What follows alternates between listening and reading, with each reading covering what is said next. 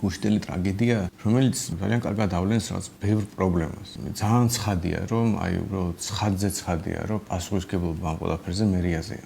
რეალობაში განცხადებული პოლიტიკა მერიის იქნება ეს ზოგადად მთავრობის ჩვენ ქვეყანაში არის ის, რომ სახლი, რომელშიც ჩვენ ცხოვრობთ, ჩვენი სიამოვნებაში არ არის. ის არის მერიის საკუთრება, ჩვენ უბრალოდ რაღაც ტიპის ნაწილი ამ სახლის რაღაც ტიპის უფლებები გვაქვს. ლურსმანი რო დააჭედო იმას, კედელს, ფასადს, შენობის იმაზეც კი უფლება არ გაქვთ. ვინაიდან თავიდან ბოლომდე მთელი პასუხისმგებლობა მერიამ თვითონ აიღო საკუთარ თავზე. ცხადია, რომ ამ სახლს რაღაც ემართება, უნდა იყოს ეს მერიის პასუხისმგებლობა. შეიძლებოდა რომ მაგალითად მოსახლეობას აიღო და თვითონ გაერემონტებინა ეს სახლი. არ შეეძლო ამისთვის ნებართვა იქნებოდა საჭირო ნებართვას არ მისცემდნენ, იმიტომ რომ ამ სახლის დანგრევას აპირებდნენ. ხო და თუ სახლი ინგრევა და ვინც იქ ცხოვრობს იმას უფლება არ აქვს რამე გააკეთოს და ეს დასჯადია და რამე რომ მოხდეს საერთოდ ციხეში გაუშვებენ. აი ვიღაცას რომ დაიწყო რემონტი და ჩამოვარდნილი იყო ციხეში წავიდა და პირდაპირ არავინ არ გაარჩევდა რაღაცას. მაშინ ბუნებრივია პასუხისმგებელი იმაზეა, ვინც ასე წესრიგს მოაწყობს, ამ შემთხვევაში მერია, მაგრამ აი იმ ადამიანების საყურადღებოდ, ვინც სულ ამ სამშენებლო რეგულაციას რო უჭერს ხარს. პრობლემა ის არის, რომ არავინ მერიაში, ციხეში არ აღმოჩნდება დაუდევრობის გამო, ან რა ვიცი, გულღილობის გამო ორი ადამიანის სიკვდილის. სიკვდილი რო გამოიწვია, ხო?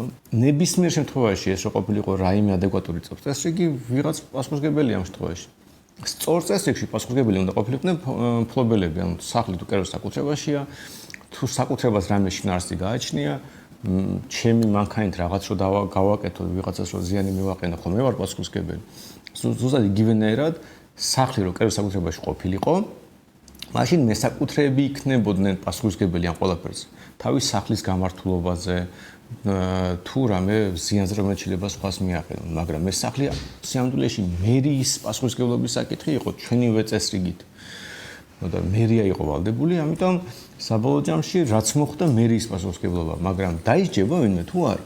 გამოვიდა კალაძე, მე კიდევ რაღაც ინჟინერები გამოუშვეს და რაღაც ბიუროკრატიული წესრიგით დაიწყო ჩვენო რაღაც გამოსახლება გვინდოდა, ხალხი არ თანხმდებაო, თუმცა ის ხალხია დამნაშავე, ვინც იქ ცხოვრობს. ეს რა ქვია, რაღაც მესამე კატეგორიო, მეხუთე კატეგორიო, ასეო, ისეო, ბრაშვაშია ეს. მაგრამ მთელი ამბავი ის არის, რომ ეს რეგულაციები ასე მუშაობს. იმ ნაწილში, როცა მოქალაქეა რამეში დამნაშავე, რეგულაცია ამ ადამიანს დასჯის, შეზღუდავს.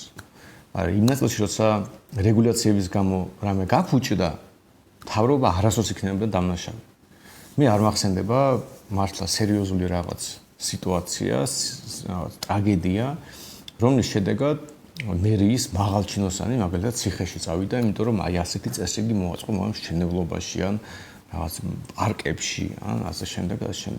ყველაზე სულ შემთხვევაში ვიღაც აი მშენებელი და შემსრულებელი იქნება პასუხისმგებელი. ეს დაახლოებით იგივეა, რომ მე რო არჩევნები წავაგო და არჩევნების წაგება დავაბრალო, რა ვიცი, ოპერატორს. ან რა ვიცი, ჩვენ სოცმედიას. მთავრობის პასუხისმგებლობა არის აი ასეთი ტრაგედიების თუ თვითონ წინასწარ თავის თავს შეტანა ეს ვალდებულები. თვითონ თქვა რომ ფასადი თქვენი არის. შეღება რემონტი რაღაცა, კონდიციონერს რო დააყენოთ, თქვენო ლეგალურად დააყენოთ კონდიციონერი ფასადზე. იმდენი ძალისხმევა დაგჭირდებოდა, შეიძლება ვერც გააკეთოთ. ანუ შეიძლება დაიწყოთ, სადოთ და ვერ გააკეთოთ. ხო და ამიტომ საბოლოო ჯამში აი ვისაც რეგულაციები გევასებათ, აი უყურეთ ნათელი მაგალითი, არც კალაძე აღმოჩნდება ციხეში, არც რომელიღაც მერის მოადგილეების შენებლობაზე არის პასუხისმგებელი, არც რომელიღაც დეპარტამენტის უფროსი, რომელიც ამ რაღაც ფასადების რემონტზე არის პასუხისმგებელი. აი ყველაზე ცუდ შემთხვევაში, აი რაღაც თავი რო გაიგებს, ხალხი რომ მართლა მიტინგზე გამოვიდეს, ჩხუბი დაიწყოს, რომელიღაც ინჟინერს ან შენებას რომ ექსპერტიზა ჩაატარა, იმას რამეს უზავენ. ამიტომ ეს არის რატომ ეს წესრიგი არ ვარგა. თორემ პასუხისმგებლობა ბიუროკრატებზე ყოფილიყო სიამდვილეში და იცოდეს მერმა რომ სახლი რო ჩამოინგრეს ციხეში წავიდო და როგორც მესაკუთრე, რა ვიცი, ხომ არ მოიქცეოდა. ამიტომაც არის საკუთრების უფლება ძალიან მნიშვნელოვანი. ნორმალურ სიტუაციაში ის სახლიც და ის ტროტუარიც სხვადასხვა ზოგადად უნდა ყოფილიყო იმ ადამიანების საკუთრება. თუ ცუდ მდგომარეობაშია, უნდა გავარემონტო. არ გავარემონტე, ჩამოინგრა და მე დავზიანდი, ჩემი პრობლემაა. არ გავარემონტე, ჩამოინგრა და სხვა დაზიანდა, მე ჩვეულებრივ პასუხისმგებელი ვარ ამ შედეგზე. სამწუხარო რეალობა ასევე არის ის, რომ მთელი საღამო ვუყურებდი ტელევიზორს და ამ ტრაგედიაზე რომ მსჯელობდნენ, ფაქტობრივად ყველა ეუბნებოდა ქოცებს, რომ აი მეტი ქოცობა გინდათ. აი უყურეთ, მე რა რომ ვიღაც ერთი ოპოზიციონერი ამბობდა, მე რაო რომ ხალხი არ ამბობდა თანხმობას გამოსახლებაზე. უნდა გამოგესახლებინათ მაინც. საკუთრების უფლება რა მეცნება თუ არსებობს. ან რას ნიშნავს ადამიანი თავის სახლში ცხოვრობს და არ უნდა იქნან წაშლა. თქვენ ვაფშე ვინ ხართ? რომ უნდა გამოასახლოთ. რა იცხოვროს რა. ოღონდ უნდა გავარკვიოთ ეს საკუთრებაა თუ არა. თუ ეს მერის სახლია და ეს ხალხი დროებით არის იქ შესახლებული მერის ნებართვით, ნუ ეს სხვა ამბავია, მაგრამ თუ ჩამოვწვევ კერძო საკუთრებაა. ვისი რა საქმეა ვიცხოვრობ თუ არა. უბრალოდ მაშინ მოდით ბოლომდე მივიყვანოთ საკუთრების საკითხი.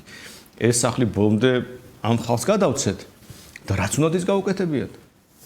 ასე მუშაობს სამყარო რა, ან პასუხისმგებელი ტიპი გასაგებია ვინ არის, ანუ იმ მაცხოვრებლები და მაშინ მაგად დაესკიცებოდათ პასუხისმგებლობა და თუ საკუთარი დაუდევრობით ან შეცდომით ადამიანი მოვკალი ან მისი ჯანმრთელობა დავაზიანე, გასაგებია რომ მე ამისგან პასუხი უნდა ვაგო.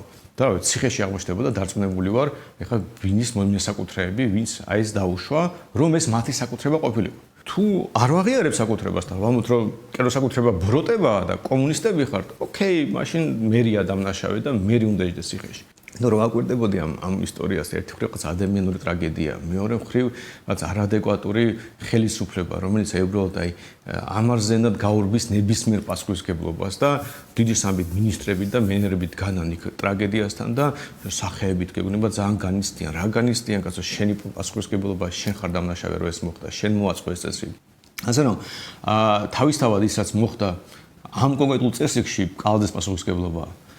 მაგრამ იდეალურ წესრიგში ეს უნდა ყოფილიყო მესაკუთრების პასუხისმგებლობა. ეს ნიშნავს, რომ არავის არ აქვს უფლება იმის და არ უნდა ქონდეს ამ ხალხის ძალით გამოსახლების, მითითების რა და როგორ უნდა აკეთოს და როცა პასუხისმგებლობა გადავიდოდა მესაკუთრეებზე, მე ზუსტად გვეცოდინებან ვინ არის დამნაშავე. სახელი და გვარები გვეცოდინებოდა იმ ადამიანებს, ვის გამოც ვიღაც დაიღუპა.